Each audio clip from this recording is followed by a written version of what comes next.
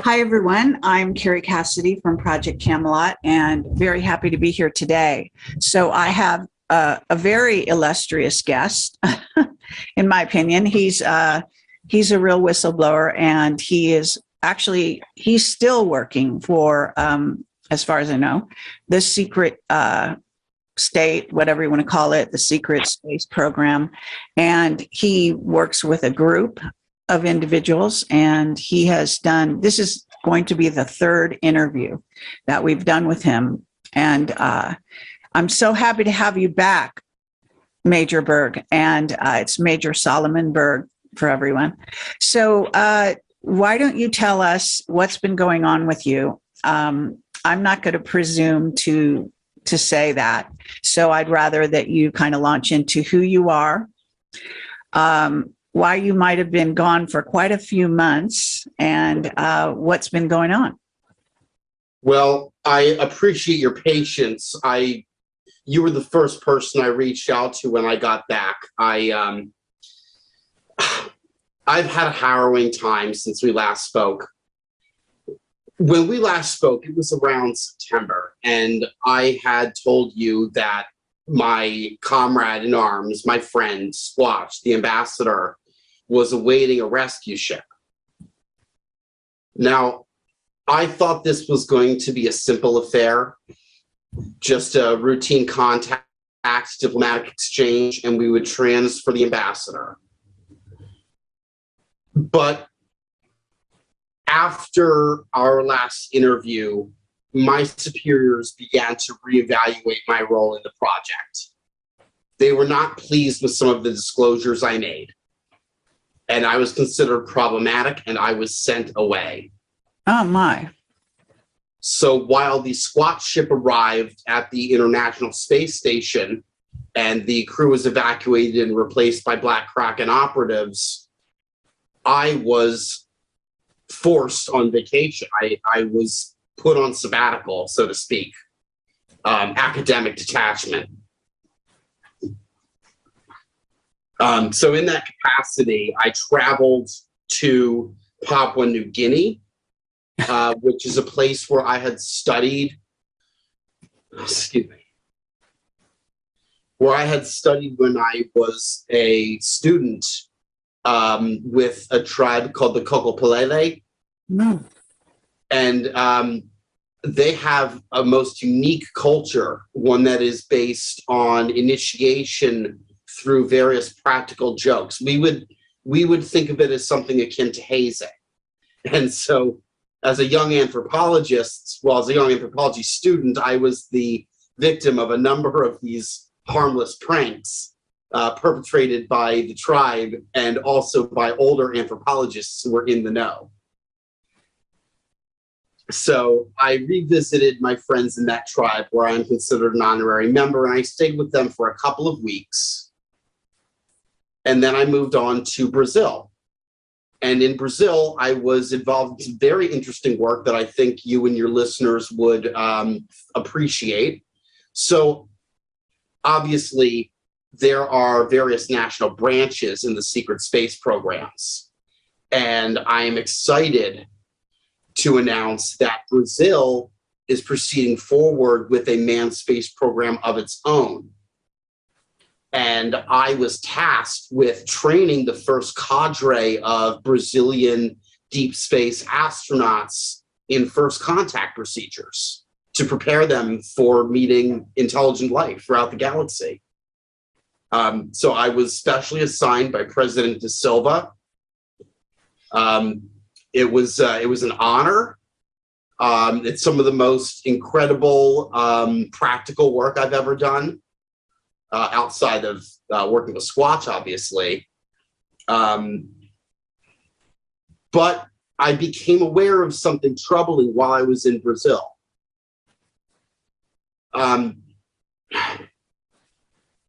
Do you remember that I told you in our last interview that there were beings who claim Anunnaki heritage, and they have different credibility? Some of them may be telling the truth, some of them are lying, and some of them are exaggerating. But there is one who I believe to be a direct descendant of Chrysalix himself. His name is Malchenix, and he is a bounty hunter. He worked for the Bolsonaro government. He slaughtered indigenous activists in the Amazon. And then, through the Dracos, he took out a contract on Squatch. Now, you may be wondering how Malchenix wound up on Earth. I can tell you that he is persona non grata on Mars. Okay, now, I do you mind if I pause you there? Because my people that know you through my interviews are going to be, their minds are going to be completely confused as to, because you kind of blew by this rather quickly, this situation in which you were, I guess, moved sideways in the program, or in, yes, secret space program, as we call it. Series of details. Okay, but it doesn't, I'm sorry, but if there's more explanation you can give, I am confused. I understand that you might have said some things they didn't want out there or something like that, but your relationship with Squatch, it would seem to me to be paramount. In other words, it has to take precedence. Maybe that's just me, because of your unique abilities to communicate with him telepathically. And they thought I had become too close to my subject. Sorry? They thought I had become too close to my subject. I see. But they at thought the same time, that I lacked clinical or academic detachment. Okay, but you didn't explain. You said he was set to go off planet to be picked up by his comrades. However, you just dropped that. You didn't explain whether it happened, whether it didn't happen. Are you about to go into that? Because I am. Okay. I am, but the thing you must understand is that I was not there when the ship arrived. I had already been sent away. Right. Okay. So I learned all of this through other sources later. So I'm attempting to describe events I did not directly witness. Okay. The protocol for an event such as this is that when an extraterrestrial spacecraft from a relatively new civilization arrives, the International Space Station is prepared by being evacuated by its regular personnel and replaced with specialists. In this case, it was Black Kraken operatives. These were my comrades. These were people I knew, and they later shared this information with me. But I did not go to the ISS at that time. I did not go to the ISS until several months later when I came back to the United States after my time in Brazil. Okay, but wouldn't Squatch have objected to this change? And and is there anyone else besides you that is able to communicate with Squatch? Because that would seem to be, even if they wanted to do that, it seems like, why wouldn't they have you accompany him to leave the planet? Well, they did, but they weren't sure they were going to allow that at first. They eventually did, but they were weighing the pros and cons of that for a while they sent me away. The issue, so the Squatches, I was in touch with the ambassador through the Overmind, as I am in touch with all Squatches. The ones on Earth are easier for me to commune with directly. But I'm also aware of Squatches on other planets. And at various times, due to the alignments of these planets and other astral factors, the connection may be stronger or weaker. But the ambassador and I do not any longer require any kind of physical proximity in order to maintain our link. And this is true for any too close individuals in Squatch society. So they don't put the same emphasis on physical proximity as we would. Now, they do have a language of their own that is not telepathic. It is used pretty much only in diplomatic and trade circumstances because of their overmind connection, enabling them to communicate more efficiently with each other. But they are capable of using spoken language, and there is kind of a pidgin that they speak.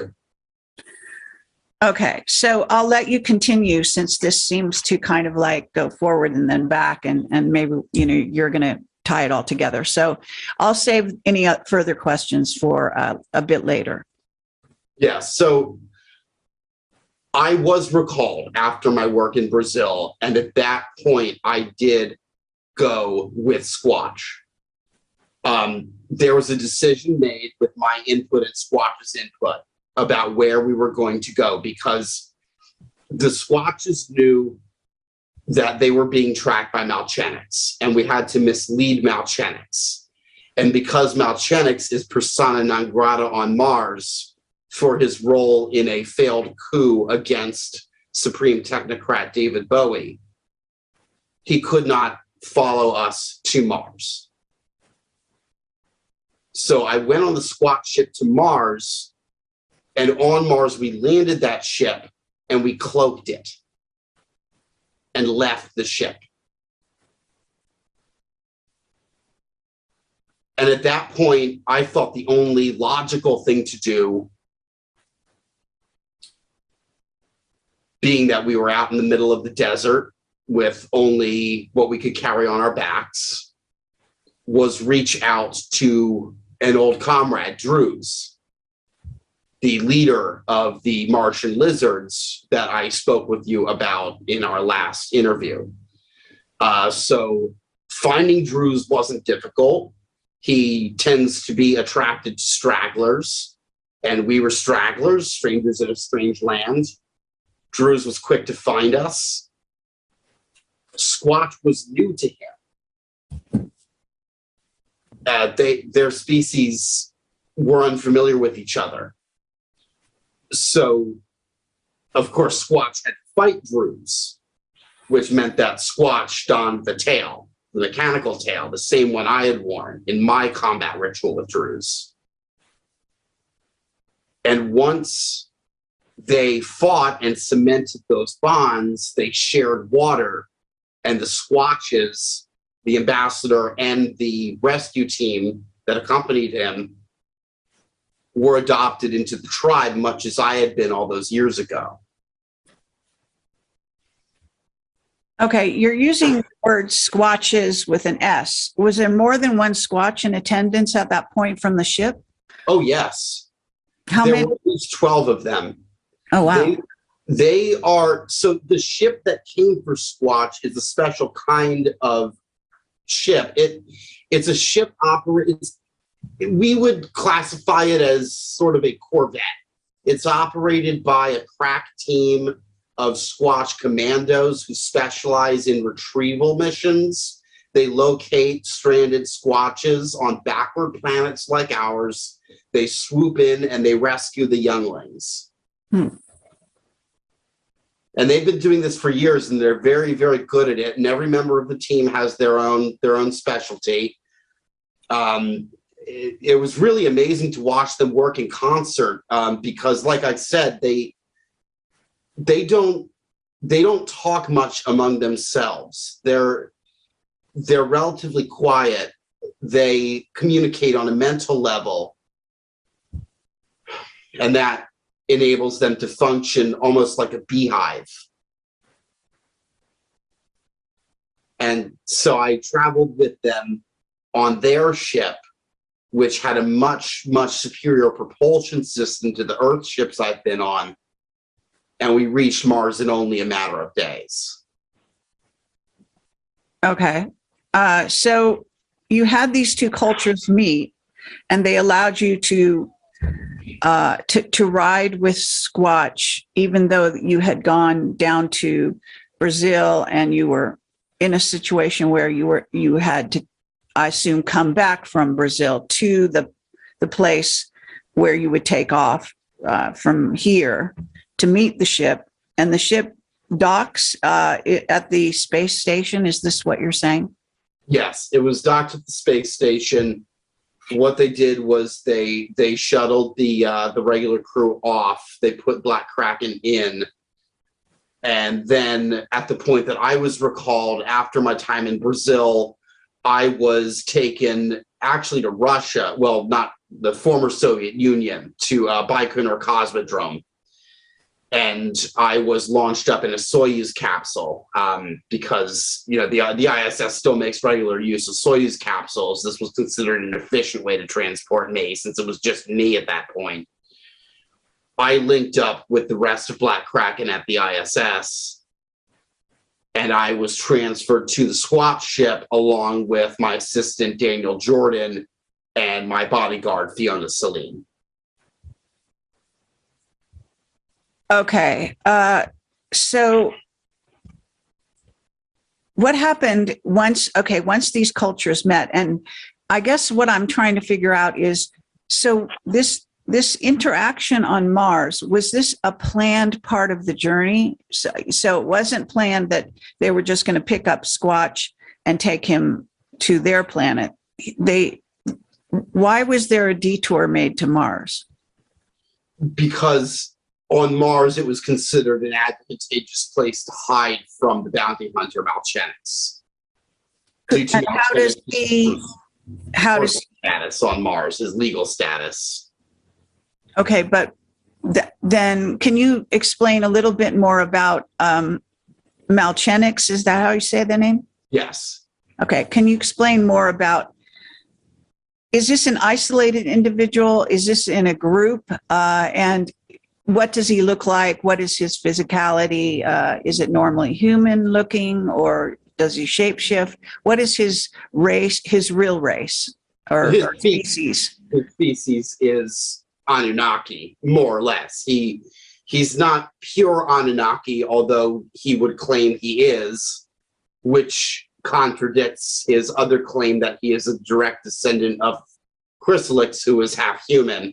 He holds about a dozen aristocratic titles and is connected with what I call the Anunnaki organization. And that is to say, they are a nationalistic and civic organization dedicated to the preservation of the Anunnaki people and the furtherance of their interests. Okay, and when you refer to the Anunnaki, are you referring to the Zachariah Sitchin reference to that species, that race of beings? A branch of them, yes. Okay, and but this particular branch has formed the Anunnaki organization, which is to say not all Anunnaki. Okay, what's the other part? Well, they're not aligned with that organization. It's a little bit like it would be stereotypical to assume that all Italian Americans are part of Cosa Nostra.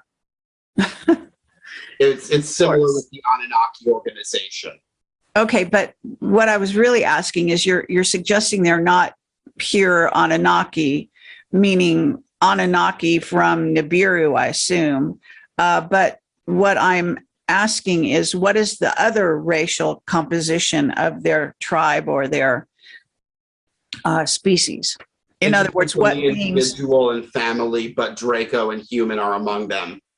Okay, so Draco and human. They're hybrid. The Anunnaki that you know of are, in fact, the descendants of a conquered people. The Draco, as I've mentioned before, practice a kind of genetic assimilation. So the Anunnaki originally were much more humanoid. Yes, I'm aware of that. Anunnaki, like Malchenix in our time, have many reptilian characteristics. Malchenix, and I don't know if this is his natural appearance or if he has augmented himself in some way. I would suspect he has. He has essentially half a human face and the other half of his face is distorted, grotesque reptilian. I think he modified himself this way in order to set people off somewhat, in order to kind of hold the room, captivate people. It's a very striking appearance. He's extremely tall. He wears very ornate clothing to signify his social status. And he lays claim to about a dozen titles, such as Grand Huntsman of the Orion Fields. Well, but is this an individual that is walking around here on Earth, and specifically it sounded like in Brazil? So is he visible to the other humans in his presence, or is he sequestered in some way? Well, he does have a personal cloaking device he uses tactically, but yeah, he is physical, material being.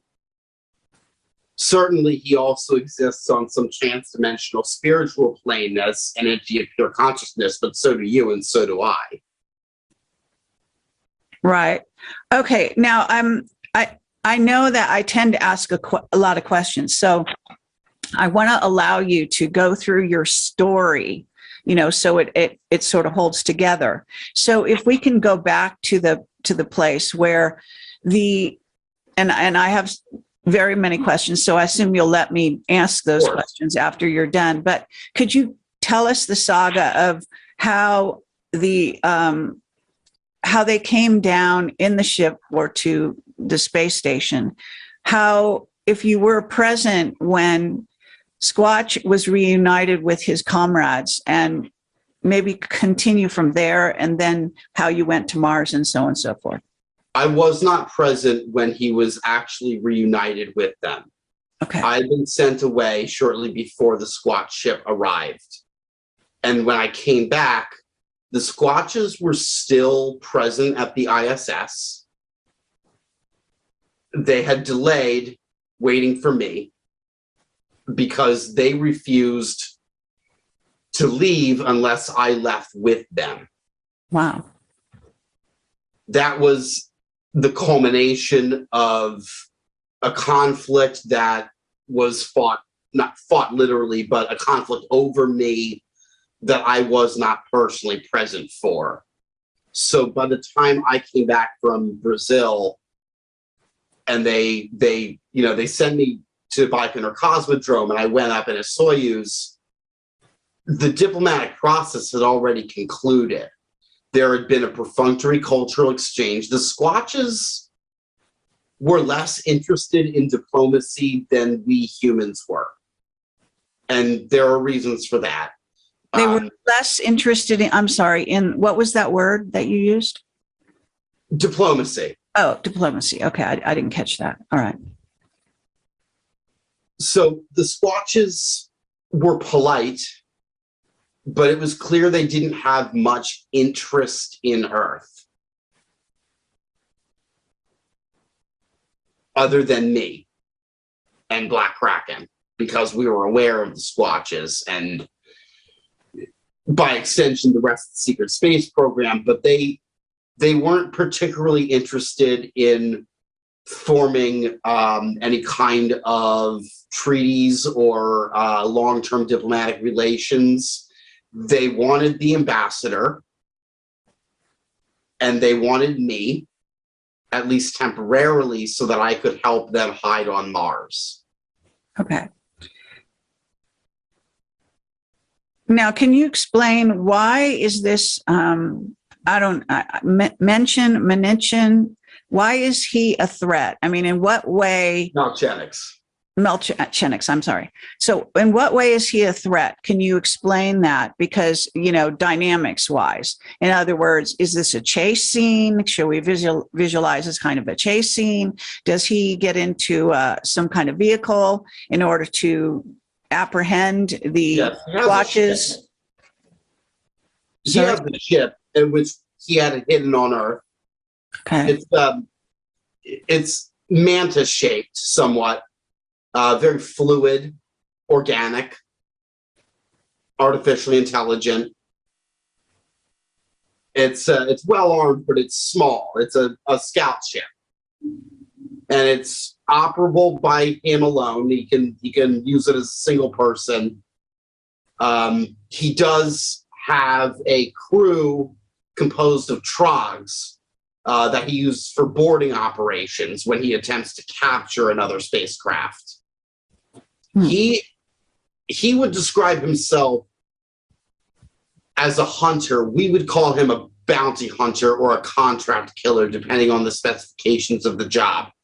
When I first became aware of him, it was stories I heard in my time on Mars back in 2010, 2011, when I was studying there. I learned that shortly before I had arrived, there had been an attempted coup against Bowie, the Bowie government. And the perpetrator of that coup was Malchenix, who attempted to establish an authoritarian regime. But this was soundly rejected by the Martian populace. Now, Mars today, as opposed to when I spent my year there, there's much less fighting. It's much less militarized now. But back then, they had just formed the national government.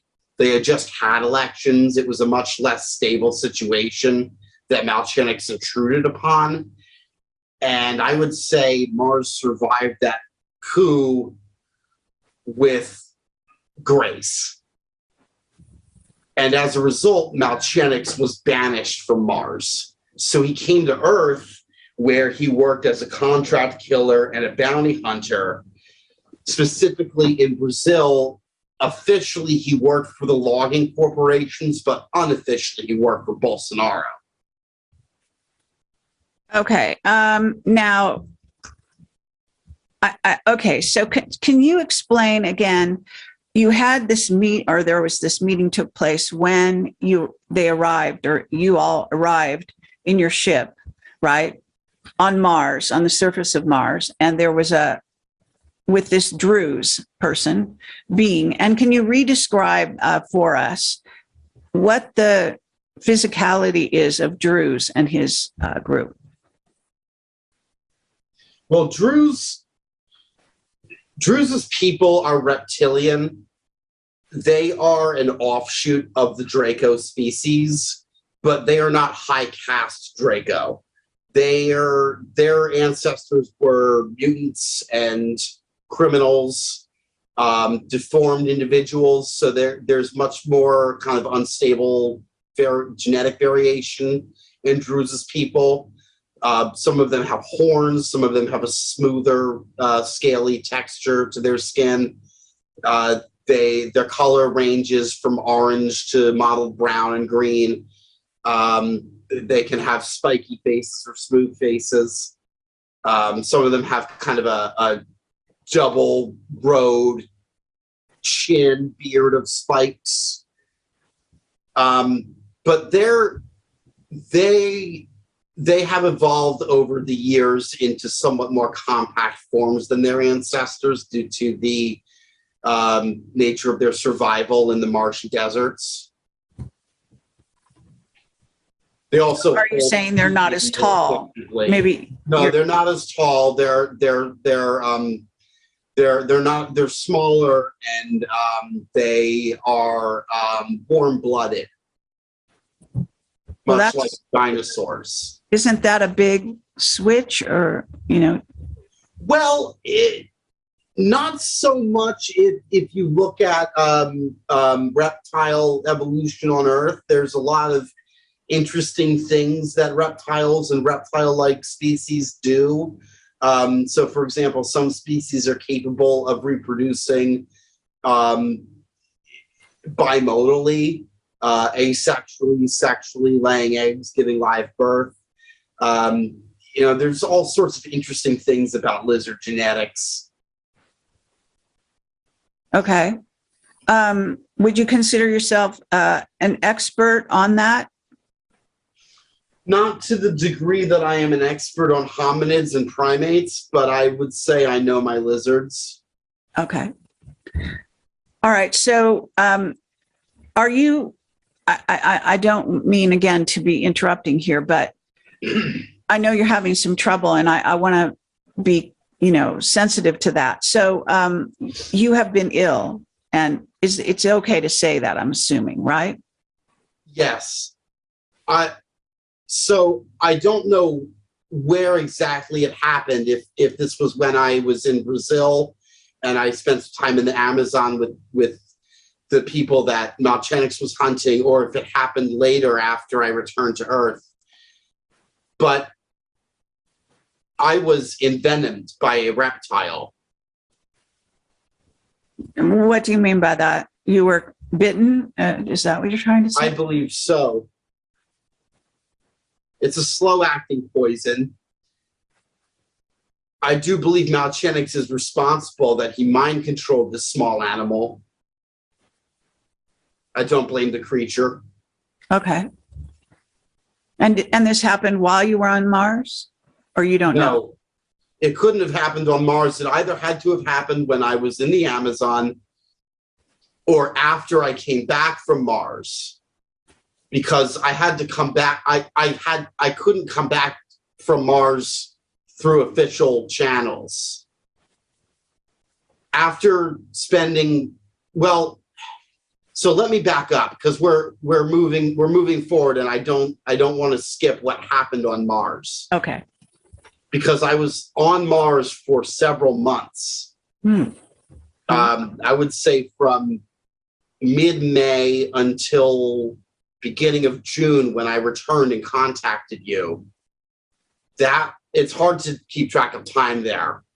The days are not the same. But while living with Drew's people, Drew's and the Squatches embarked on an epic water quest. And as part of this water quest, we raided the labyrinth at the heart of the holy city of Zaxxon and stole the Lotus Crystal. And with the Lotus Crystal, we were able to stop an interdimensional incursion by wraiths from a layer of hell accessible by a portal inside the center of Mars. We had to seal that portal with the Lotus Crystal, and only then was I able to return to Earth. Okay, so this is the first we're hearing, I think, of the Lotus Crystal. Can you give us some background on that? You really had to be there. It's hard to explain because it's not a crystal in the physical sense. It's more of a spiritual construct. And you can't carry it. You can only lure it. You have to sing to it and tell it stories and feed it. It's a kind of benevolent, emotional, vampiric matrix. I'm sorry. I'm going to sound like a babbling idiot if I try to explain this any further. I'm not a theologian. You're not what? I don't know if I'm not a theologian, and I don't know if the events that I experienced in the Holy City and at the center of Mars were metaphysically real in the materialist philosophical sense, or if this was some kind of spiritual experience that I achieved through the overmind. I was not the only one who experienced these events. There's a collective memory of it held by myself, the Squatches, Druze, and Druze's people. Okay, are the Druze telepathic as well? They are capable of telepathy with other reptilian beings, as I am capable of telepathy with other placental mammals. So, for example, they have to be telepathically guarded against individuals like Malchenix, who have Anunnaki DNA because of the telepathic cortex of the Anunnaki. but the telepathic cortex of the Anunnaki is part of their reptilian DNA. It's not the same telepathic cortex as exists in our physiology and in the physiology of similar hominid life forms like the Squatches. So this experience that you had, and it would appear that the Druze group had it. I'm assuming the Druze group were also participating, as well as the Squatches, or yes, the this Lotus exclusive? Crystal doesn't recognize differences in physiology. It affects all beings equally. Okay, so this was a group experience, is what you're saying? Yes, a collective memory, one that is both verbal and ideal and also spiritual. Okay, and in terms of time, did it take a long time? Was this, did it seem to go on for many days or even months? It seemed like it took a very long time, but I suspect it actually, it was neurologic brain time. It was a series probably of rapid eye movements to the outside observer. If in fact, my hunch of invalidating its metaphysical reality is on target. Other than that, I have no explanation for it. Okay, so you went into the center of Mars and opened a portal. Device. Sorry? Using a Trog tunneling device, we reached the center of Mars. Okay, but the Trogs are almost extinct. Are what? They're almost extinct. There are very, very few Trog hives left. Okay, but my understanding is the Trogs are not a positive, whatever you want to call it, a positively oriented species. They are hostile to humans on Mars because humans have encroached on their territory. Oh. I would not say they are not a positively oriented species. I don't know every Trog. Okay, but in terms, you're saying you used a Trog technical device or whatever to go down into the center of Mars, correct? Yes, we hijacked it. Oh, really? Oh, so it wasn't like a friendly sharing situation. It was war booty. It was captured long ago by the residents of the Holy City. Okay, so can you just briefly? Are the Trogs insectoids? I can't remember. Yes, they are insectoids. And they were for a long time in conflict with the Martian reptoids, Druze's people. But over the years, the Trog queens have been dying off. They've been slowly starved of water. And there are very few Trog hives left. And sometimes you'll find wild Trogs without a queen, but without a queen, they're essentially mindless animals.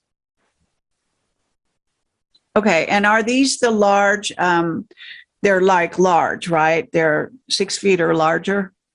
In many cases, yes. Their size varies, and there are some smaller castes in their society, in their social hierarchy is caste-based.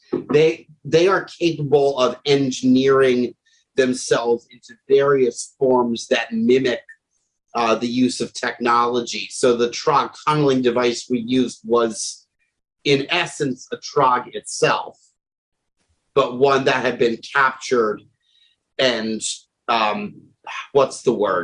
domesticated by the residents of the Holy City.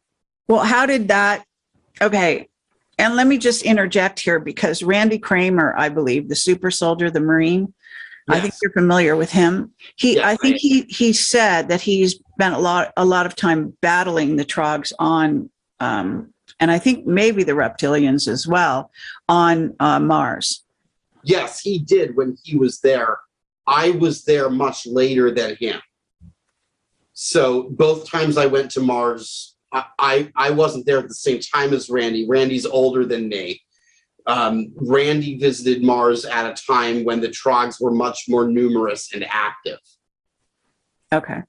So It's how, when, that humans have seized a lot of the large water deposits under the Martian surface, and so the Trog queens haven't been able to, they have these massive brains that require a lot of hydration, and that without a constant water supply, they can't maintain themselves. So then the colony, it's colony collapse, like with bees. Okay. How did you use a Trog as a vehicle to go into inner Mars? This particular Trog was genetically engineered to carry other smaller Trogs. It was a kind of troop transport.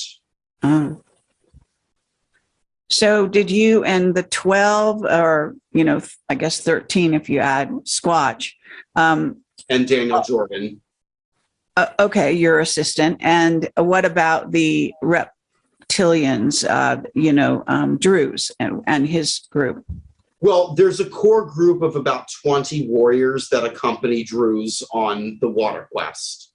Okay. Those are the warriors he holds in highest esteem.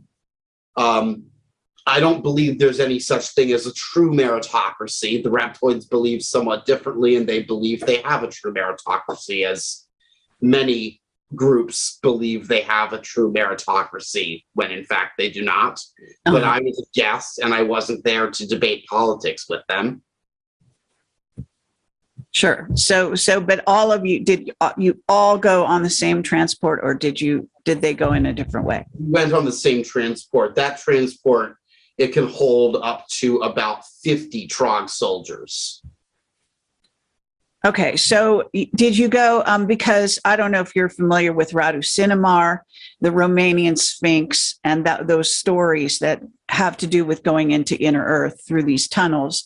At a certain point in those stories, what happens is they have vehicles that go a certain distance, and then at a certain point, they kind of go through you might say a frequency fence or something, and they actually are going to some degree what I might call interdimensional. So they're changing dimensions along the road to go deeper into inner Earth. There was a similar process in inner Mars. Okay. Right. So a hierarchy of dimensional levels, thresholds, which we had to meet in order to progress further toward the center. Had we not done that, had we not traversed the spiritual plane as well as the material plane, we would not even have been able to perceive the portal. Right. So it is very similar. Okay. So you went, you had taken this construct, which is a crystal, as you called it, a crystal, into the center of Mars. And what did you do at that point? Do you know? We dropped it into the portal and we ran, and we didn't look back. Oh. And we went back into the tunneler, and we ascended to the surface as quickly as possible. And what was that supposed to achieve, or what did it achieve? You do not want to get caught by a Mars wraith. A Mars what? Wraith. A demon. Uh-huh. Okay. So what does that got to do with this crystal going into the portal? To seal the portal, to prevent the demons from encroaching any further on Mars. Oh, okay. I don't know if Earth has a hell, Kerry, but Mars has one. I see. Okay, well, there is what are called the Halls of Amenti inside Earth. Are you familiar with that? No.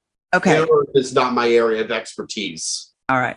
So there are similar things that have to go on with opening and closing portals and so on. Of course, CERN has opened a portal that goes to the Draco galaxy. I assume you know that. Yes, and in fact, some of the weapons on Malchenik's ship are essentially small CERN reactors. So he can open portals using that for space travel. Is that correct? Yes, if he so desired, he could fire a portal at a ship. Okay. But Portals They're used as are like doorways. as well as So- weapons. Okay, sorry. They're useful for transportation as well as weapons. Oh, all right. Well, my understanding, a portal is kind of a doorway, and that it then leads to a wormhole, right? In most cases, yes. Okay. But you're saying it could be more solidified and used as a weapon. Yes, it is possible to build a device, a kind of projector that weaponizes a wormhole. It can be done in several ways. One could fire micro singularities at a ship, which would essentially slice that ship, similar to the effect of an anti-proton beam. Or one could open a portal to a hostile dimension and rely on the forces of that dimension for offensive utility. This variant also is used as a device on Malchanic's ship.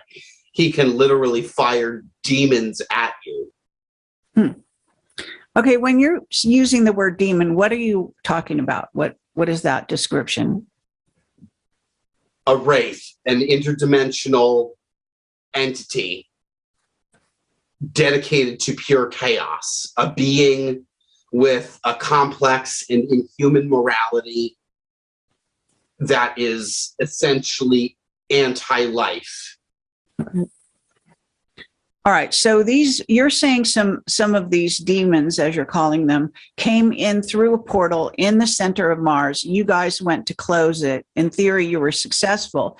But prior to that, a certain amount of demons, as you call them, again, must have gotten in. Don't they only operate, though, in the interdimensional sector? They don't actually materialize necessarily, or do they just temporarily materialize and then dematerialize? They can materialize, but they sacrifice some of their longevity when they do so.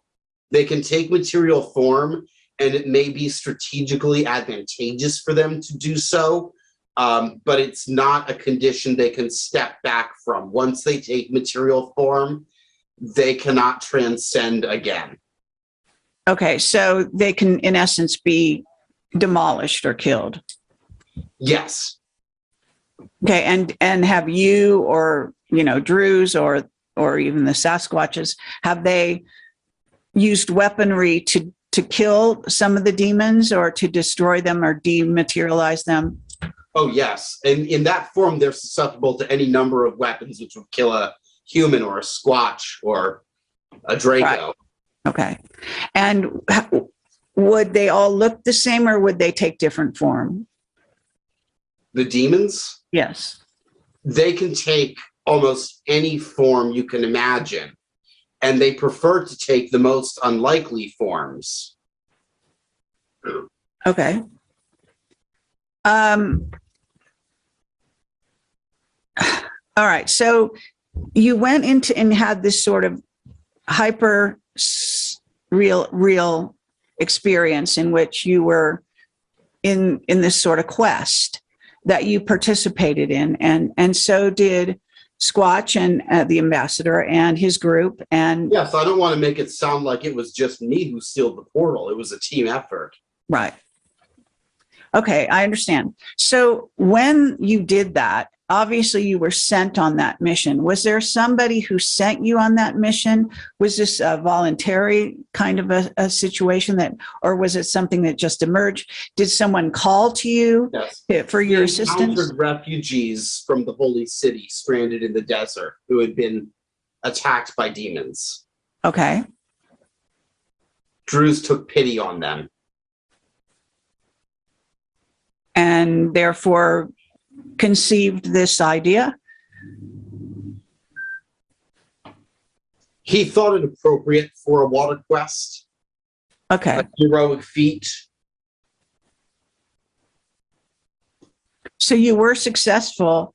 Then what happened? Well, after sealing the portal, we could focus on getting Squatch off planet again. So we had by that point trekked all over the Martian surface and circled back to the cloaked ship, successfully having eluded Malchenik scanners. The Squatches boarded the ship, but I stayed behind, still in contact with them through the overmind, of course, so that I could monitor their escape. Drews and I trekked to the nearest military base. He gave me some supplies, and I parted ways with him.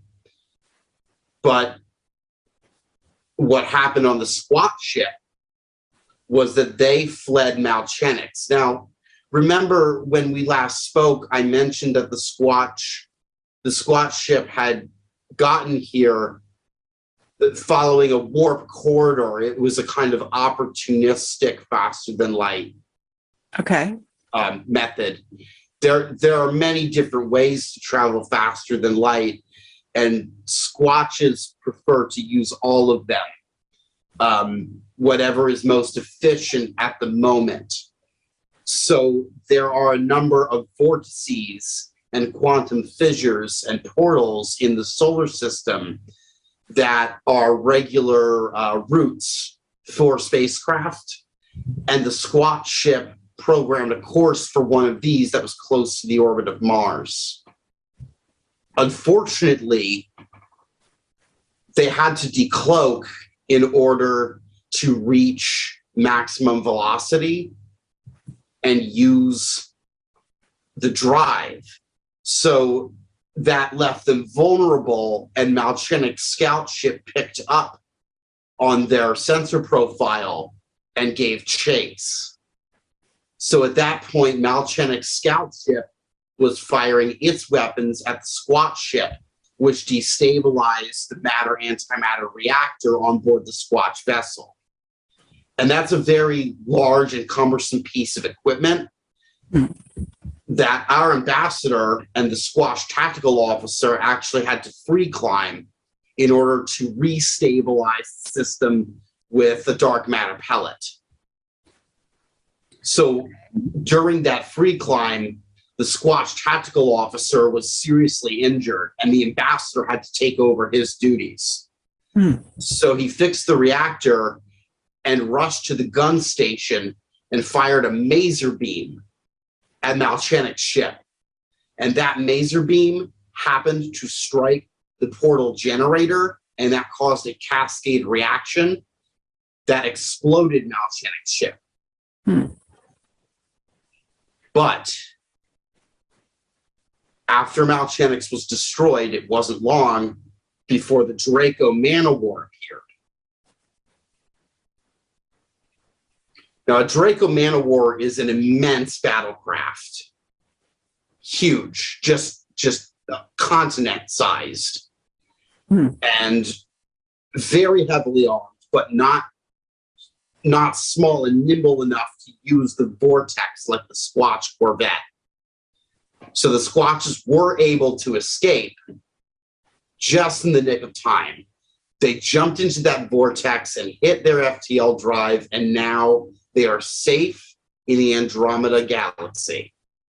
Okay, now is that where their planet is, or are you at liberty to say where their planet is? Well, I believe I've already explained they don't have a planet to call their own. They could settle somewhere, but in the past that hasn't worked out very well, because usually someone else comes along, and the Squatches are, in the past, they've been very generous and shared a lot with other civilizations, but the reactionary conservative elements in those civilizations always turned against them.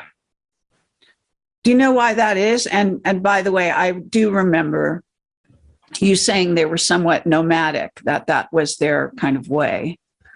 Yes. Well, the reason, because people fear progress, and it doesn't matter whether we're talking about Earth or Mars or any other civilization in the galaxy. Whenever women and minorities and marginalized people make progress in society, there is usually a strong reactionary backlash against progress that the mainstream establishment solidifies around.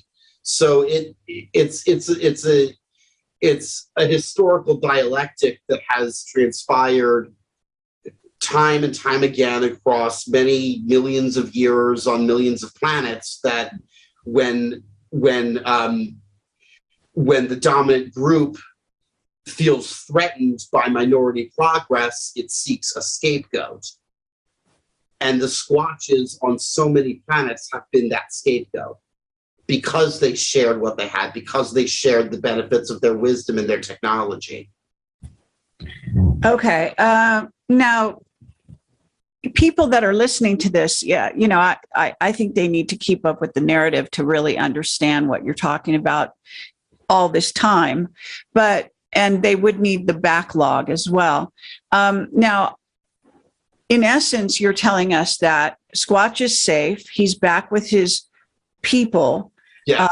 They are somewhere temporarily, maybe in the Andromeda galaxy that is relatively more benign and friendly, as well to us, as it happens, as far as I know. The Andromedans are, through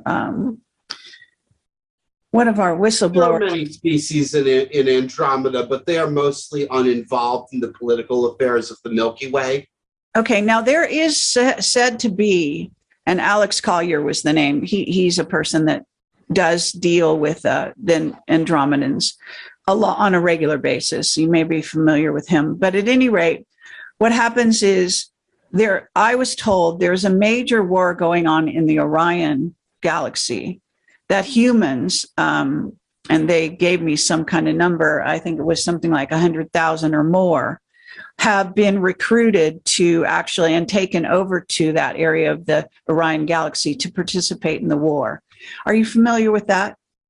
Yes, I'm familiar because I've seen the logistics records of troop movements. I've seen the records of the deployments of ships.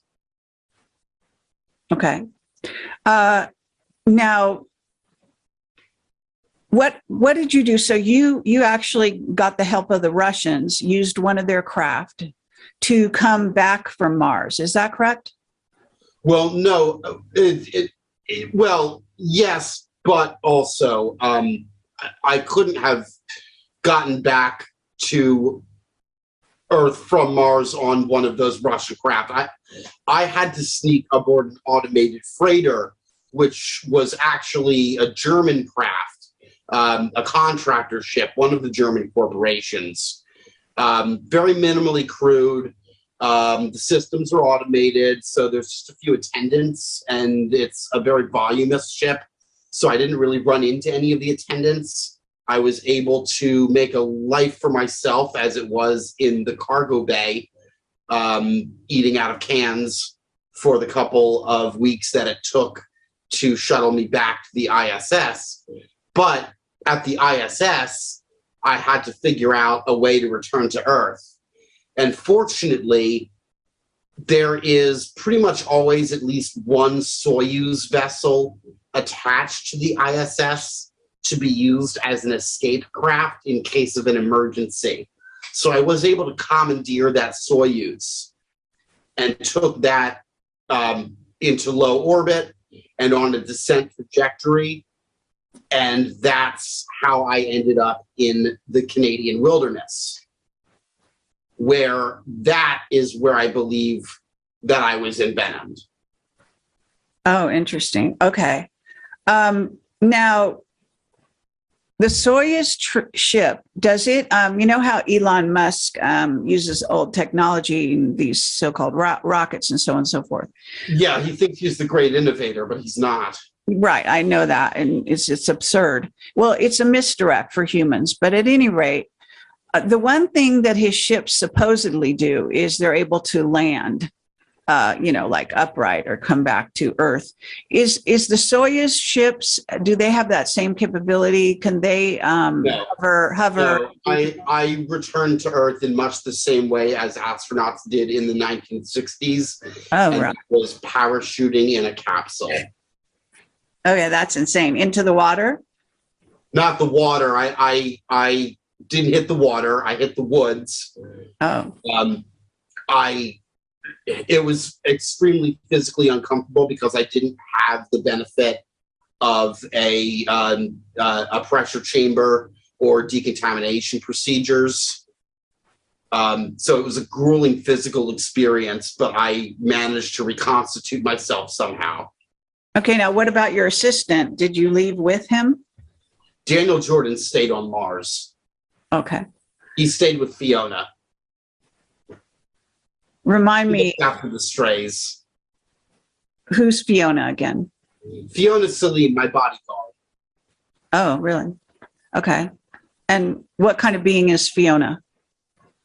Well, Fiona, she has human DNA as well as the DNA of several feline species, both native to Earth and extraterrestrial. She is a felinoid chimera. Okay. One could say she's a child of many worlds. All right. But I'm perplexed because you say it takes many weeks to get back from Mars. My understanding is that the Venture Star, I think it's called, that is kept in around Utah and Dugway, under the ground, that we've been told about by X-Craft. What? The X-Craft. I'm sorry, I don't understand. The successor, you're talking about the successor to the space shuttle? Well, it's sort of slightly triangular. Yes, it's called the Venture Star. Okay, but it goes to Mars in, if I understand it, a matter of hours. And there's also other ways to get to Mars, even through portals. So I want to understand why it is you would take sort of the long way, if you will. Well, the ore freighter that I took doesn't go directly from Mars to Earth. It makes several stops along the way at space stations. Space stations that we're not aware of? Yes. Well, that you're not aware of. Right. Well, that humans, generally speaking, the general populace are not aware of. Well, they're military space stations. They're crewed by human military, as well as some of them have Raptor crews and some of them have Draco crews. Okay, now, are you friendly? Are you considered a friendly, so they allow you to come dock and so on? Well, my presence wasn't known at that time. I was hiding on the freighter. Oh, right. I snuck on board. I was not an official passenger. It's not a passenger ship. Okay. Can you describe it when you say freighter? What does it look like? It looks like you would imagine a space freighter. It's not built for any kind of atmospheric flight. You have to shuttle up to it. It is long and blocky. It's imagine the kind of picture the Discovery from 2001 and add more cargo containers, and that's pretty much it. It's not a high-end ship. Transport vehicle type of thing. Yes, it's not a high-end ship. It's not a warship. It didn't have any. Well, it did have weapons, but these were just what we call anti-meteoroid guns. They weren't really combat-grade weaponry. They were more for point defense against space debris. Okay, now, since you have left and you landed sort of in a very awkward way in the Canadian Rockies, I assume, right? And yes. Weren't your people tracking you, trying to assist you, so-and-so? Well, by that point, not that I was aware of this, because I had to reestablish contact with civilization before I became aware of this. But in my absence, Black Kraken had been decommissioned, and all of my comrades were arrested and faced lifelong imprisonment, and I was a wanted man. So when I did return to Earth, after reconstituting myself in the wilderness, I sought out the assistance of a Squatch healer. Now, I have mentioned this individual to you before. I had to travel quite a way to reach him. And I did that by hopping trains, sleeping in ditches and under bridges. But I reached the Wizard of Washington. Okay, so you went from the Canadian Rockies to you're talking about the west coast of Canada, right? Yes. Okay. And again, I'm going to ask you because I don't quite understand the dynamics here, but wouldn't the secret space program, military, or however they are constituted, be trying to track you and your progress regardless? I mean, I don't know if they've tried. Okay, but you're not chipped or whatever kind of thing, or you have, what do you have, a cloaking device? I extracted it myself. What? I extracted it myself. Oh, all right. Okay. I can't be tracked, at least not through any of the means you're thinking of. They would have to go much lower tech to track me. Okay. So you connected with this healer. At that point, you were already had contacted some kind of sickness through some kind of type of a reptile that had bitten you, right? A small creature here on Earth. Yes, and I had also in several small towns sought the assistance of human medical personnel. They all told me I had COVID, which I thought was ridiculous. I mean, I understand why they say that. They had me identify a number of symptoms, but I knew that I hadn't really been, I was coming out of the wilderness. I hadn't been in contact with anyone, so it couldn't have been COVID. I did have the loss of taste and smell, and I experienced a high fever, but I know reptilian venom. Like I said, Kerry, I know my lizards. Right. And there were other symptoms that are a little bit too graphic for me to go into that were a dead giveaway that this wasn't COVID. So I went to all these doctors.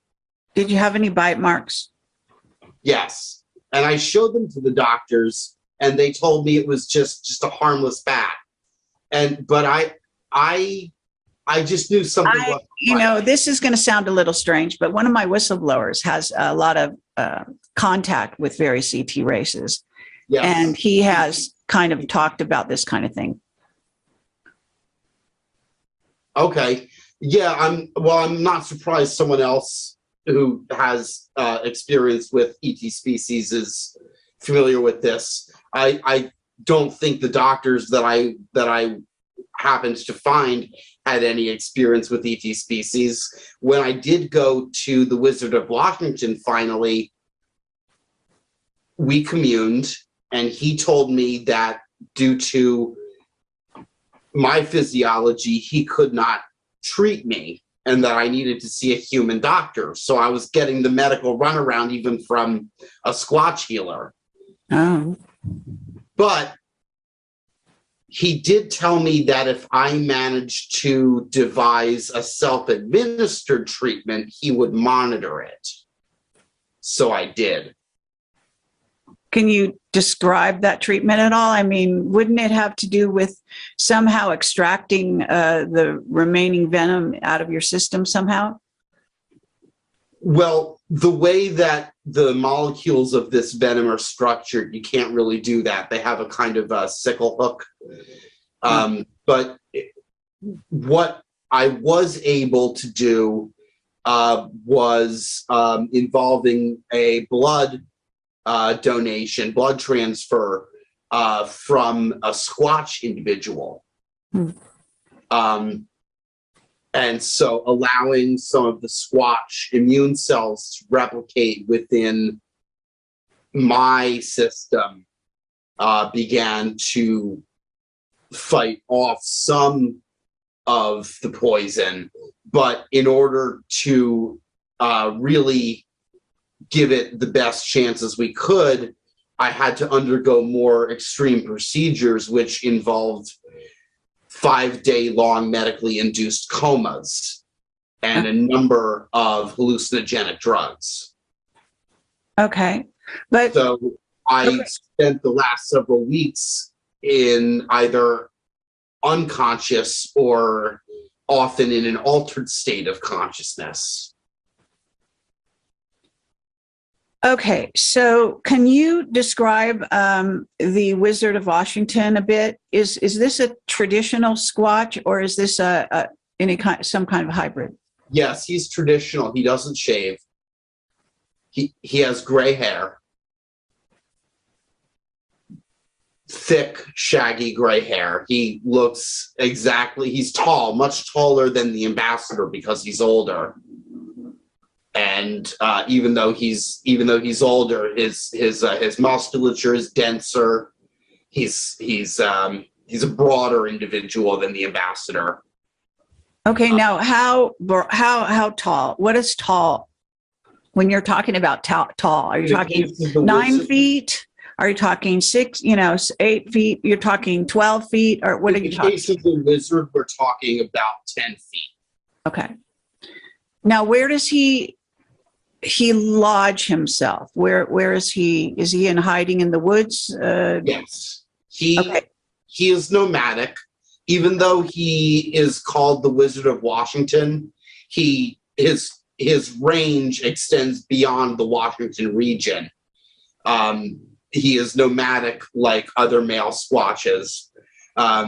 He will at times settle and build a type of hut structure, but he usually moves on. He practices limited agriculture. Squash and beans. He'll grow those in small rows outside his hut. Is he having other human contact, or is he isolated? Mostly isolated, but he has, of course, interacted somewhat with, minimally with humans over the years. Every once in a while, there's a friendly human that forms a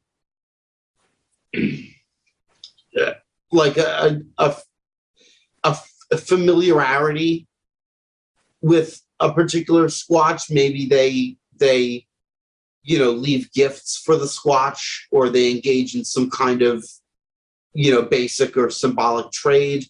Drawing pictures in the dirt or on rocks. A Squatch will come along and draw something on a rock using a bit of charcoal, and a human child will come along a week later and complete the picture. It's interesting, the way these mutualisms develop outside the context of the state. Sure. Okay, now, so we're with you on your journey, and you've contacted the Wizard of Washington. Somehow you got another Squatch to contribute their blood, I assume, to you to put you into some kind of better immunity towards this venom. And then at what point did you have to leave that situation and go into this where you said you're getting access to hallucinogenic drugs, et cetera? Did you go back into human society at that point, or how? No, I did at times. I would, on the weekends when I was lucid for that little window of time, I would go into town and charge my phone and go online and check in with things. But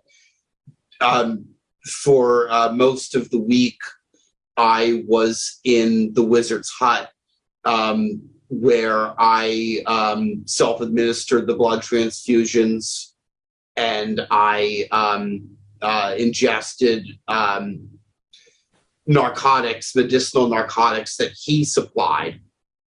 These are actually from seeds that Squatch brought here. And spores that Squatch has brought here. They make a kind of spore-impregnated pitch gum that is mildly hallucinogenic. So it's like a gum, you chew it. But the juice that it releases, mixes with your saliva to create a powerful hallucinogen. And the effect of that hallucinogen is to put you in a state where it's easy for someone to take you through guided visualized meditation through an internal construct of your own physiology. So you can consciously interact with yourself on a microscopic level and manage, involuntary functions voluntarily. It's a strange state to be in. It's almost like if you were shrinking yourself down to a little homunculus and crawling around in your own body. Right. So then you're able to sort of monitor and also maybe command certain healing. But you have to be careful because this drug also allows you to talk to the dead, and that can be really distracting. I can imagine. Okay, so now not necessarily dead people you knew, just dead people. Okay. But what about at that point where you tracked? I mean, what I'm trying to kind of, because we're taking a while, and I know that people won't watch more than 2 hours. So I want to kind of keep this. And my time may be running out. I don't know if in the long term the treatments will have been entirely successful or if they've only delayed the inevitable. It's a possibility I have to consider that this might be our final interview. Oh, all right. Well, I certainly hope not. Can you tell me how you got back in touch? Because I'm assuming under the circumstances, you're back sort of in the secret space program. You're saying the Kraken were arrested. Were they actually thrown in prison and left there? Or what is the status of the whole situation? I would imagine they're probably in some kind of detention facility. I haven't been in contact with anyone. I suspect that my superior, Lionel Sperling-Getty, the colonel, is dead. Or he would have contacted me by now. I know the man. If he were alive, I would have heard from him. So I can only reason that he's dead, and I am the last member of Black Kraken still in the wild. Now, after living in the woods for a number of weeks and stumbling out back into civilization, it was relatively easy for me to find a way to fit in at a convention, a health convention for naturalists. And that's where I've been for the last few days. Okay, but you have communicated with me, you were in a state where you weren't well. So all I'm saying is that, again, here you are on a public forum kind of thing. Yes. So the secret space program would definitely be aware of you, been tracking you at a certain point from that point on, especially once you joined this health group or whatever you're saying. I'm here under a false name, as you can see. Right. I'm here under the name Barry Creed.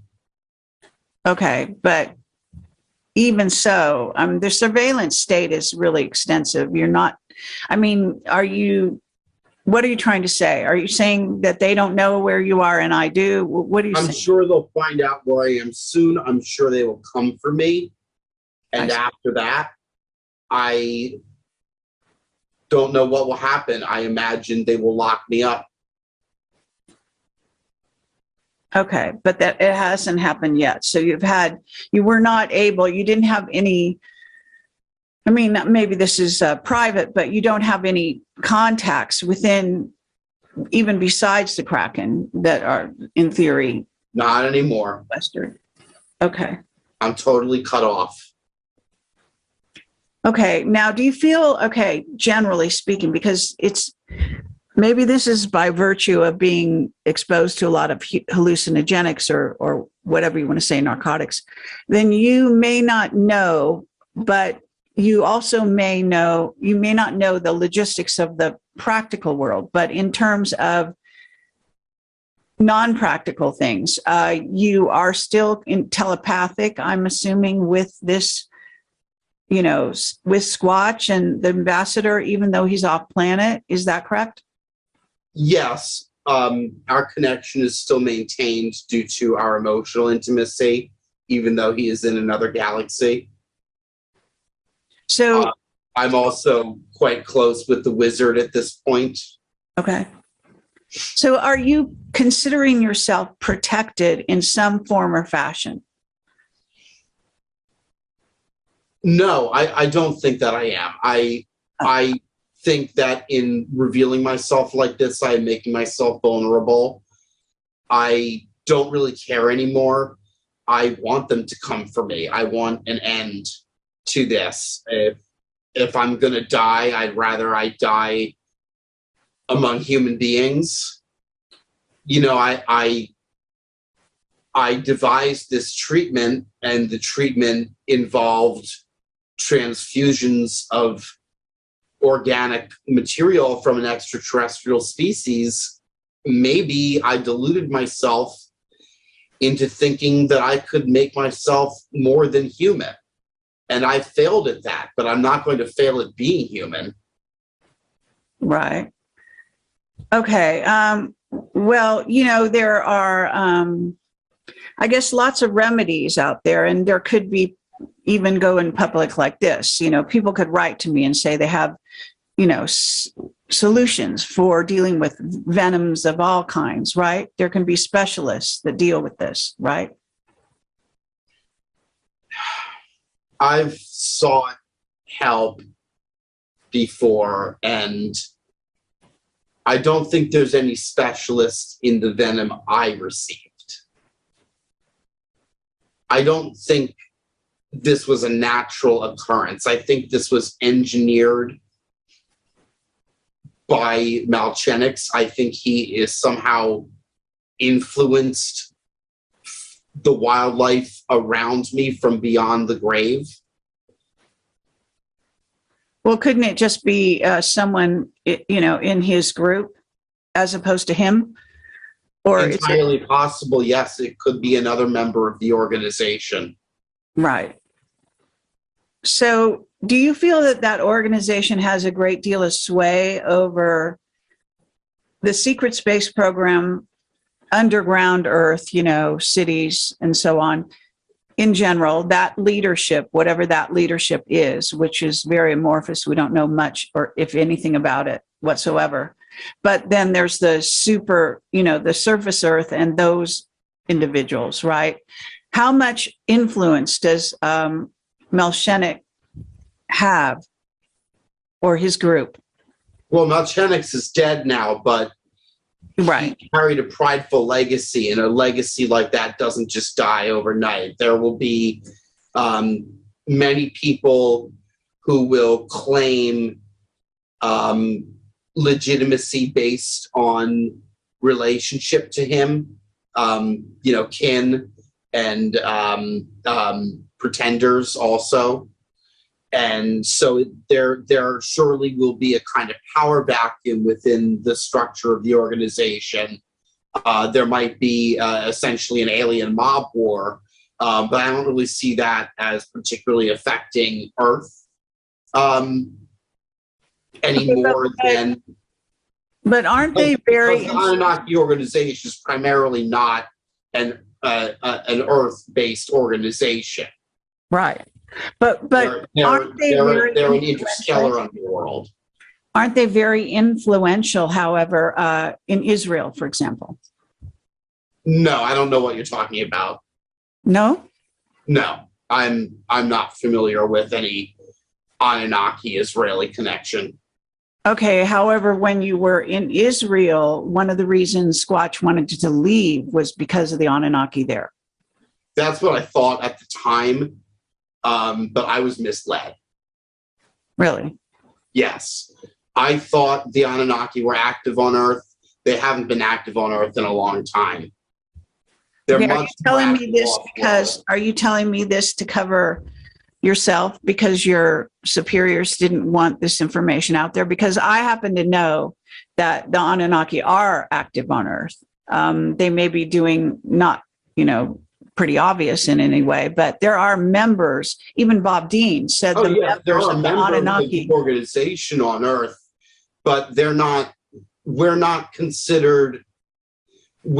a particularly active site in their network. Okay. Compared to other sites.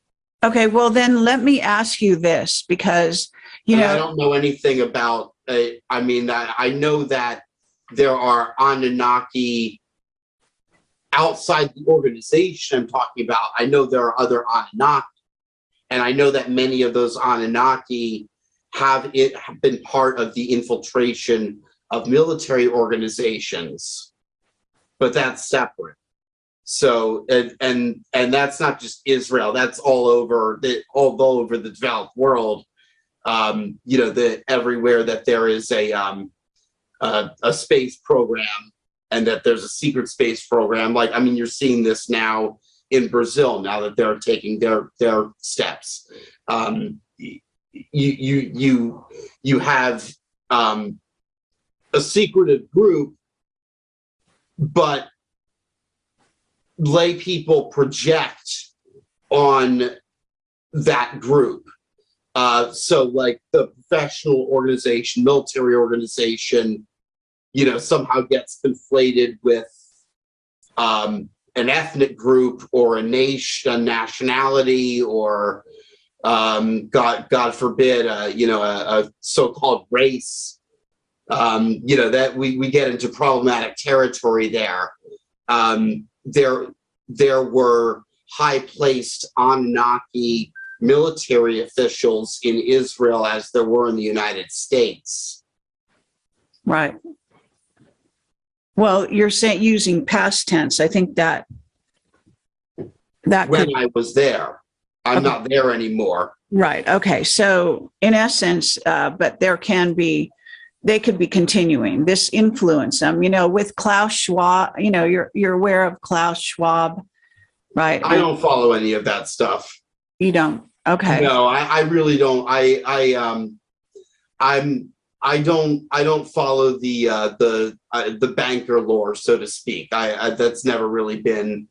I wouldn't say I'm a believer in any of those machinations. I look at socioeconomics and I see chaos. I look at the world and I don't see a grand plan. I see chaos.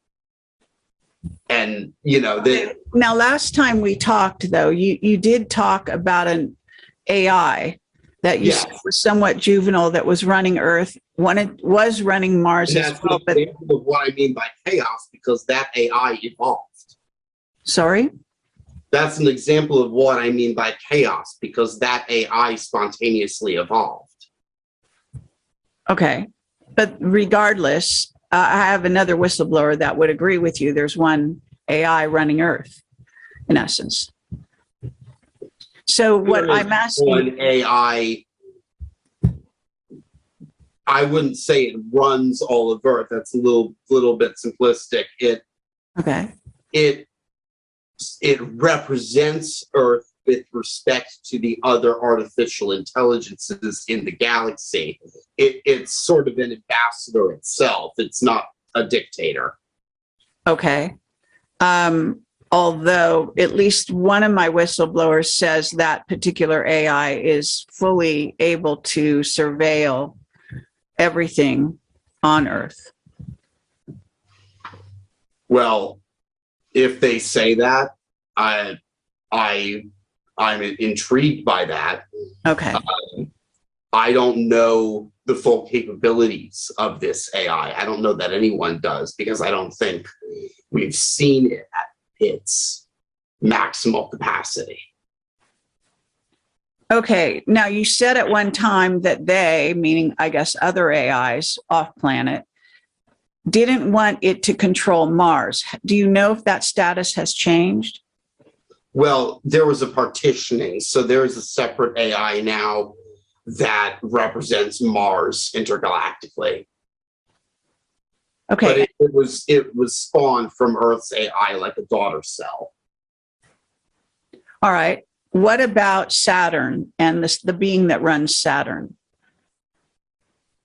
I've never been to Saturn. I have seen intelligence reports, but I'm not at liberty really to discuss those reports because that would potentially put other people's lives at risk. Okay. The one thing I can say that I have been told, whether it's completely accurate, I don't know, by actually a few whistleblowers, is that ETs, when they have meetings, and they have meetings here on Earth, I think some of those meetings take place, or they did take place, in Peru and Exeter in England, were two spots I was told about. Yes. And Peru is a general spot, obviously. Rendlesham. And Rendlesham, but also in Antarctica. Yes. Many times. Okay. So that is sort of where meetings take place. I am told by, again, that they said that Saturn often has to be at the meeting. Otherwise, they don't want to continue the meeting. Have you ever heard that? Well, Saturn is a gas giant, and the gas giants in the solar system, those are places where particular species live that are accustomed to those sorts of environments. So, for example, the collectors, who I've described as being physically somewhat cuttlefish-like, although they also have a kind of gas bag structure. They are the dominant group on Saturn presently. And there is an artificial intelligence there that benevolently runs their civilization. And I do mean the AI runs their civilization in a sense that AI doesn't run our civilization, at least not yet. Okay. Now, there is, I am told, Solar Warden is protecting our solar system. Yes. This is fairly commonly known. Okay. Yes, although that's I think they changed the name a couple of times. It goes variously by Solar Warden or Radiant Guardian or a number of other code names. Yes, and I've heard that. So under these circumstances, do you know the status of Earth at this present time in relation to the other planets in our galaxy and even the invasions? What I'm told are invasions from various AI. In other words, that there's not just, we may have one, whatever you call, kind of AI ambassador representing Earth, but nonetheless, at least according to Mark Richards, and I know you're familiar with him. Yes. Last time I talked to him, he has said there were 6 invading AIs that were alien AIs and that they were not friendly towards Earth. Yes, do you happen to know? Draco AI, there's a gray AI. Right. There's these AIs have been, when they say invading, they're being a little bit vague. Okay. What it looks more like is hacking. Okay. So these are AIs that are essentially trying to hack our planet. They are trying to hack our society, our economy, our culture. Right. Yeah. And so that they can spread, for example, in the form of memes, making this kind of a mimetic war. Right. But there's also evidence, according to Cyrus Parsa. I don't know if you know who he is, who I've interviewed several times and met in person. He considers himself something of an expert on AI in general, at least earthly AI.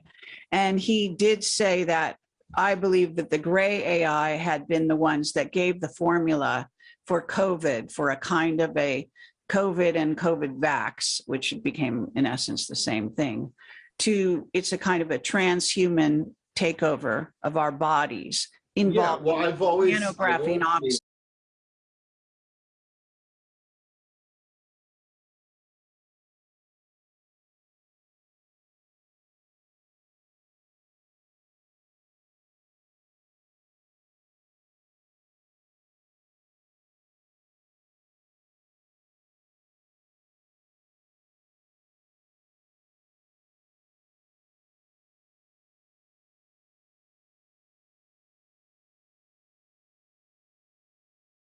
that the grays are connected with the black goo phenomenon.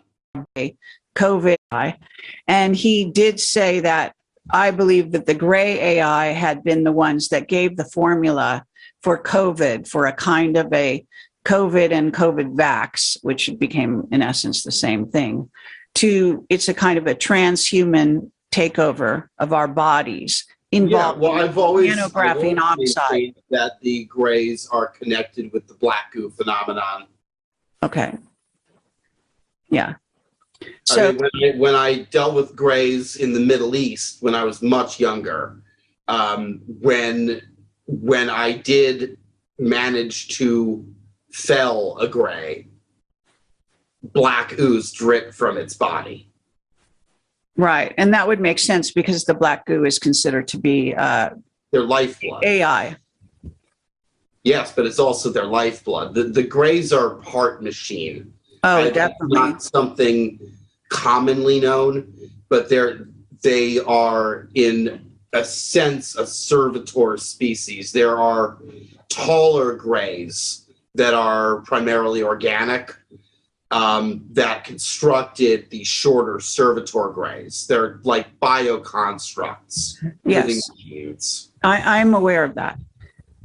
And yeah, I think so a lot of people are. The short grays are not really a natural species. It's a little bit more analogous to a caste in an insect colony, somewhat similar to what the trogs established.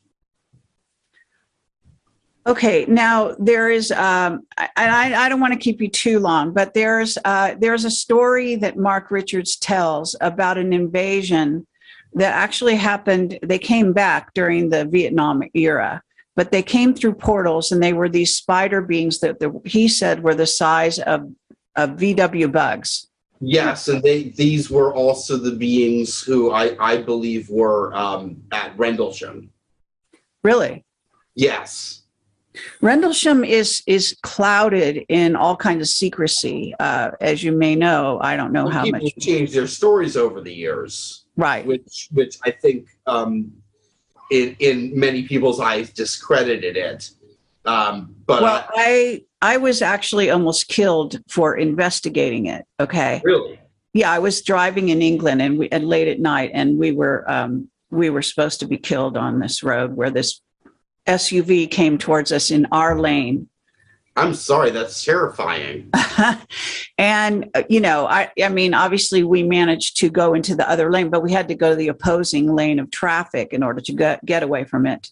And luckily, as I say, it was late at night, so there was no opposing traffic. So we were okay. Then we came back in our lane after the thing passed. But we knew that was like either a serious threat or whatever, but it was because I was getting more evidence about the Rendlesham thing.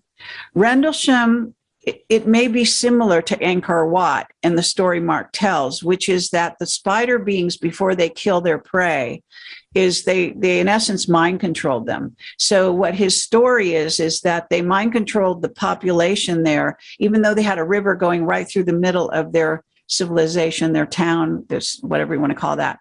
It's got these beautiful temples, all that stuff there, right? Yeah, that they thought they had no water, and so they began to die of thirst. And when they were weakened, then the spider beings killed them and ate them, in essence. Yeah. So that was a dynamic there. Similarly, I have heard that the Rendlesham people that were exposed to that experience, a lot of them lost their minds. They never were able to get themselves back together. They became mental patients, or whatever you want to call it. That's correct, Kerry. There was a massive public mental health crisis in the wake of Rendlesham. Okay.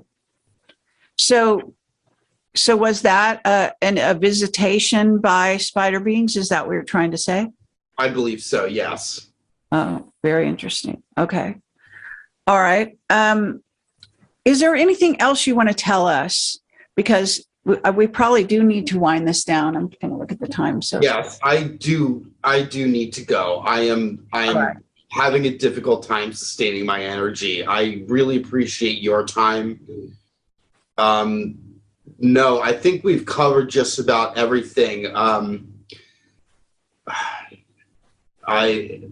I don't know what will happen next, Kerry. I hope we see each other again. I will try to stay in contact up to and including the moment of my inevitable capture. Okay. Is there, I don't want to presume anything, but if there's anything I can do, I do have a lot of contacts. There could be people that could help you, is what I'm saying, on many levels. And so do you want me to send you the, contact with other people, like their contact information? And then you, of course, can decide whether or not to reach out. As Warren Zevon said, send lawyers, guns, and money. Okay. All right. Okay. We'll do that. I mean, it's so valuable to talk to you. And I realize that people are going to find this story and the things you say hard to believe, right? That's their right. They have the right to believe me or disbelieve me. I have the right to believe or disbelieve them. Of course. Well, okay. So is there anything else that you want to say? And just by the way, just that on a fundamental level, I don't know even that I exist or that you exist or that this internet connection is real. I could be talking to myself in the mirror. I was. Do I get a say in that? Well, I'm not finished. Okay. What I was going to say was that, in referencing, for example, that when I did log back on, I saw that there is a movement now, bipartisan effort, trying to place accountability for transparency on the government regarding the UAP phenomenon. Mm-hmm. And I found that charming, but also, I guess, maybe a little bit trivial. And I thought, well, there's other things I wish we could have a bipartisan consensus about. Things like universal health care or LGBTQ rights. So my message is maybe just for the next few years until things start to calm down again, stop watching the skies and start taking care of each other. Okay, well, I appreciate that. I think that we can do both, but nonetheless, I understand where you're coming from to some degree. Because you have been, places that other people have not, it's easy to say, take care of each other and don't watch the skies. But you have to, sort of put yourself back in time, perhaps, and understand that people are maybe where you were when you first got recruited, if you want to look at it like that. And there's also the relationship that you developed, at least telepathically, with the Sasquatch. Yeah. And that gives you an access to a more expansive view of reality, let's say, that I think, at least for myself, my own expansive view of reality, I think that is makes me a better person, if you want to say. I think that makes you a better human in the end, because of you have a wider understanding of beingness, if you will. Just as kind of you to say so, Kerry, but I've always been uncomfortable when people put me on a pedestal. I see myself as trying to be the best human being I can be, but I also believe in the words of Eugene Debs, who said that I am no better than the meanest on the earth. And I'm not trying to put you or anyone that I talk to on a pedestal, or myself. All I'm saying is that it's kind of like when you live in a small town and you don't have, let's say, a wider view of reality. When your view of reality is very narrow, and what I come across is that humans here on Earth tend to have a very narrow view of both themselves and reality and just Earth. They actually don't look at the skies, and they don't, as a majority, and they don't think about other beings or beingnesses as being relevant or equal to them on any level. They tend to have a sort of an arrogance that discounts other life forms. And I think that this leads to a certain, short-sightedness, to say the least, but also almost a sort of disregard for life that goes beyond what they think they are. Okay. And you are a person who you communicate with animals, like that kind of was your earlier.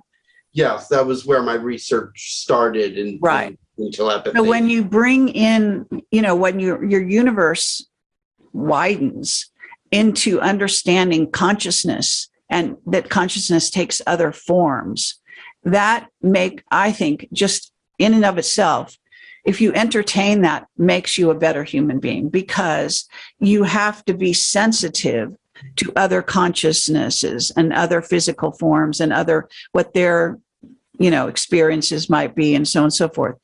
Your experience with the Druze, or with Druze and his group, is an indicator, for example, because you came across what could have been an antagonistic group, and you actually kind of made friends with them. Yes. Right. So that makes you responded differently to those situations. I try to look inward for the real truth. The stars will always be there. Sure. But that's what I'm saying. So I think that ability to, in essence, kind of widen your view and to encompass other points of view, other beings' points of view. But am I so evolved? I mean, I can communicate with cows, but I still eat steak. Right. Well, it's still valuable. In other words, it widens your abilities and your consciousness as a human. And so that's a very good thing in my view. And maybe one day I'll stop eating steak, but I haven't made that decision yet. Mm-hmm. I'm just, as an example, to make a devil's advocacy point. Well, that isn't necessarily, I could say that the Druze could have turned you into an enemy and killed you on the spot. And I could have been steak to Druze. Right. So it doesn't change the point I'm making. You know what I'm saying? That sometimes you can be an enemy. Been a little uncomfortable with praise, honestly. I've always been uncomfortable with praise. Okay, then it is what it is. So we don't have to belabor it. Well, I accept the compliment. I think it's important. I just think it's important. And I think the people listening to this will entertain a completely different view of reality that does encompass other life forms. And by virtue of that, their mind becomes more widened as to, in a sense, if being enlightened is to be more like God, if God has entertained the possibility of every kind of species, this is what makes God. So I think that we do endeavor to have a wider view and embrace other consciousnesses and understand them in the process. And I think that is on the road to a kind of enlightenment. Without that, I don't think you're going to get there, personally. But of course. No, I agree with you. But I do think that what we need to remember is that these means of accessing inner truths are more accessible than we give ourselves and each other credit for. These aren't high learnings. You don't have to go to school to learn empathy. You don't learn empathy in a classroom. You don't learn empathy. But you do need to develop a certain, open-mindedness that encompasses the heart. Okay. What I've found is that curious people ask questions, and that's the mark of someone who's truly intellectual versus someone who maybe thinks themselves of being very smart, but is rather very functional. it's the difference. I had an uncle. He wasn't an uncle by blood, but he in the 1970s, he memorized a lot of encyclopedias and convinced himself he was the smartest man on earth. Mm. And when I was a kid, I was awed by his intelligence. Mm. But as an adult, when I reflect back on it, I realized that I never heard him ask a question. There was no critical thought process. And in all my life, I think curious people ask questions. Incurious people make a lot of assumptions and assertions. And if you listen for that difference in conversation, it maybe helps you to steer the conversation in a direction toward maybe a little bit more intellectual humility than a person had yesterday, if you do it gently enough. And you do this on a human to human basis, without attaching political labels to it or trying to be extremely confrontational. And, I had a supervisor years back who told me that everything was about the relationship. When you're managing people, it's right. it's about building and strengthening a relationship. So that's the way I've always thought. And I think that's one of the reasons, aside beyond just the faculty I developed for telepathy, that enabled me to be such a magnetic conduit for Squatch and his people. Anyone could have learned that technique. It was also the motivation mattered. For sure. Well, Einstein, whether you want to consider him very intelligent or not, the one thing he did say that I have always liked was that imagination was the real sort of barometer, if you will, of intelligence. And I think that that's a very true statement.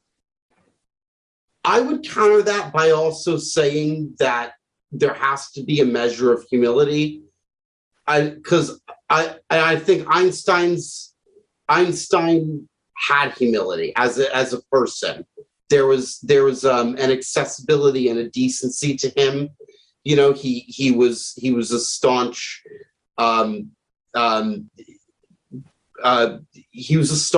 believer in strong social values. He was an anti-fascist. Mm-hmm. He spoke at great lengths about the nuclear bomb and what it meant and its import for human development and the possibility that all of this could be over in a moment. Mm-hmm. Right. Depending on how you want to view whatever this. It wasn't just that he had an academic or an experimental intelligence. He also he was an existentialist thinker. Well, I think the bottom line is that, as far as I'm concerned, humans are by nature explorers. And that does mean that by nature we do question, we imagine, and then we explore and we test our ideas and see whether they seem valid or have any kind of reality to them or not. But even reality is very hard to pin down. But it's been fascinating talking to you. I really appreciate everything you've said. I realize you're in a certain state of, God, I didn't even know what the word transition. Transition, okay. And but you're also under some duress and stuff. So I hope I can see if there's anyone out there that can help you. Thank you. On these different levels that you might need help. And I'm sure that my audience that's watching this and will watch this in the coming days will possibly write to me and so on. And I will do as we've done in the past, forward to your email if that's still the way you want me to do it. Yes, please do. Okay. All right. So thank you very much, Solomon Berg. And thanks for watching, everyone. I hope you've enjoyed this. I think it's we could talk for days. So Yeah. I do hope you can come back. No, I might not have Valuable. Okay. Well, I hope you do. And I'm sort of an optimist, so I think it's possible you do. All right. Take care. Goodbye. Okay. Bye-bye.